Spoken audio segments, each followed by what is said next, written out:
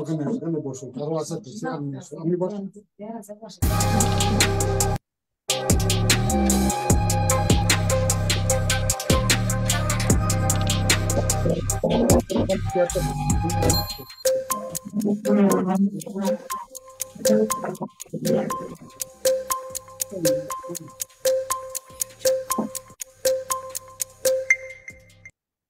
আসসালামু এখন আলাইকুম, সবাইকে স্বাগত জানাচ্ছি স্বপ্নজয়ী মেধাবী মুখ মেডিকেল ভর্তি পরীক্ষা 2024-25 শিক্ষাবর্ষে রেজাল্ট পরবর্তী তাৎক্ষণিক অনুভূতি প্রকাশের লাইভ প্রোগ্রামে সঞ্চালনায় আছি। আমি ডাক্তার নাজমুস সাকিব সাহবান, সিনিয়র শিক্ষক, ফিজিক্স ডিপার্টমেন্ট, মেডিকো। এবং আমার সাথে এই মুহূর্তে লাইভে আছে জাতীয় মেধায় সদ্যপ্রাপ্ত মেডিকেল কলেজ ভর্তি পরীক্ষার ফলাফলের ভিত্তিতে মেধা তালিকায় 54তম স্থান অধিকারী, মেডিকোর রোল ছিল যা 24011904, সরকারি সিটি কলেজ খুলনার কৃতি ছাত্র, মেডিকোর গর্ব সৌমিক মন্ডল। অন স্ক্রিন আমন্ত্রণ জানাচ্ছি সৌমিক মন্ডলকে।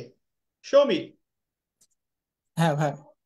সৌমিক, তোমাকে মেডিকোর পক্ষ থেকে অনেক শুভেচ্ছা এবং অভিনন্দন তোমার এই 54তম স্থান অধিকারের জন্য। নিশ্চয়ই একটা গর্বের ফলাফল, আমরাও তোমার সাথে অনেক বেশি গর্বিত সৌমিক। তোমার এই গর্বিত যে সাফল্য সৌমিক, তুমি যখন ঠিক যেই মুহূর্তে দেখলে যে তোমার অবস্থান 54তম, সেই অবস্থানটা তুমি যদি একটু ব্যাখ্যা করতে, সেই মুহূর্তের অনুভূতিটা। হ্যাঁ মানে আমার ছোটবেলা থেকে আসলে চিকিৎসক হওয়ারই স্বপ্ন ছিল, একদম ছোটবেলা থেকে। এবং যখন আমি ইন্টারমিডিয়েট পড়া শুরু করেছি তখন থেকেই স্বপ্নের জাল বুনতে শুরু করেছি। এবং শেষের দিকে আসলে একটু টেনশন তো অবশ্যই কাজ করে। তারপরে যখন এক্সামটা দেওয়ার পর আজকে যখন রেজাল্টটা বের হলো, তো এটা আসলে আমার সারা জীবনের স্বপ্ন ছিল, সেটা পূরণ হয়েছে। এই জন্য মহান সৃষ্টিকর্তার কাছে তার অপার করুণাই আসলে এটা হয়েছে, সাথে সবার বাবা মা সবার দোয়া, আপনাদের আশীর্বাদে আজকে এই পর্যন্ত আসতে পারেছি।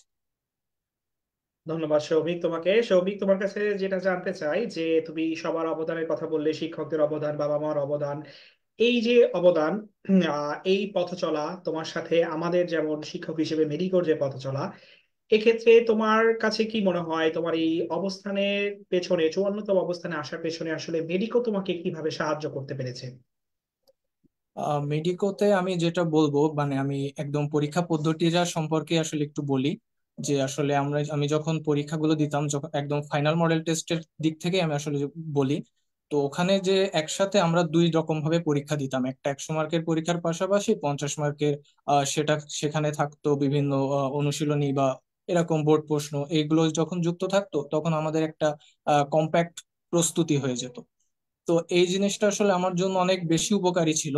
এবং শেষের দিকে যেহেতু আন্তর্জাতিক যুক্ত হলো একটা অন্য একটা মানে দুশ্চিন্তার ব্যাপার ছিল সেখানে, মেডিকো যেসব আমাদের কাছে সাপ্লিমেন্ট এবং কম্পেন বুক টুক যেগুলো আমাদেরকে প্রোভাইড করেছে, সেগুলো অনেক হেল্পফুল ছিল আমার প্রস্তুতির জন্য। অনেক ধন্যবাদ সৌমিক তোমাকে। তোমার যে এই সুন্দর সাফল্য, এই সাফল্যের পেছনে তারা কারা ছিল, কারা তোমাকে আসলে অনুপ্রেরণা দিয়ে এই পর্যন্ত নিয়ে এসেছে সৌমিক, তোমার কি মনে হয়? হ্যাঁ, অবশ্যই আমার বাবা মা সবচেয়ে বেশি সাপোর্টিভ ছিল।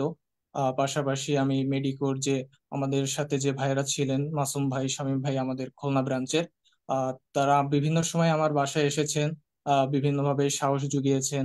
বিভিন্ন সময় হচ্ছে আহ বিভিন্ন প্রশ্ন বা এরকম কিছু এনে দিয়ে আমাকে সাহায্য করেছেন সবসময়।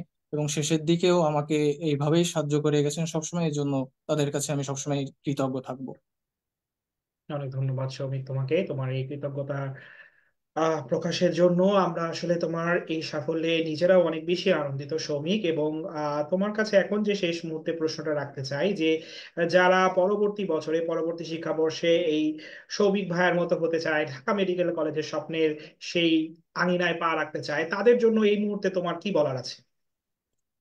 আমার যেটা বলার সেটা হচ্ছে যে এইচএসসি থেকেই যদি একটু সিরিয়াসলি পড়াশোনা করা যায় এবং প্রথম থেকেই যদি একটু বেশি সিনসিয়ারলি সবকিছু গুছিয়ে পড়া যায়, তাহলে হচ্ছে সেটা হচ্ছে পথ চলার জন্য একটু সহজ হয়। এবং অ্যাডমিশনের সময় মেডিকোর মতো যদি যেরকম হচ্ছে খুবই সুন্দরভাবে রুটিন মাফিক যেভাবে পড়াশোনাটা হয়, এভাবে যদি কেউ রুটিন মাফিক পড়াশোনাটা করতে পারে, তাহলে সে অবশ্যই তার স্বপ্ন পূরণটি করতে পারবে। অনলাইন এক্সামগুলো 15 তারিখ অবশ্যই সৌমিকের পরামর্শ যারা শুনছি তারা অবশ্যই খুব মনোযোগ দিয়ে এবং নিজের জীবনে কোনো না কোনো পর্যায়ে কাজে লাগাতে পারবো এই বিশ্বাস আমাদের আছে। এবং সৌমিকের জন্য অসংখ্য শুভেচ্ছা এবং শুভকামনা রেখে আজকে জাতীয় মেধায় 54তম স্থান অধিকারী সৌমিক মণ্ডলের সাথে এই লাইভটা আমরা এখানেই শেষ করছি। সবাইকে অসংখ্য ধন্যবাদ, সৌমিককে অনেক বেশি ধন্যবাদ। আল্লাহ হাফেজ, আসসালামু আলাইকুম।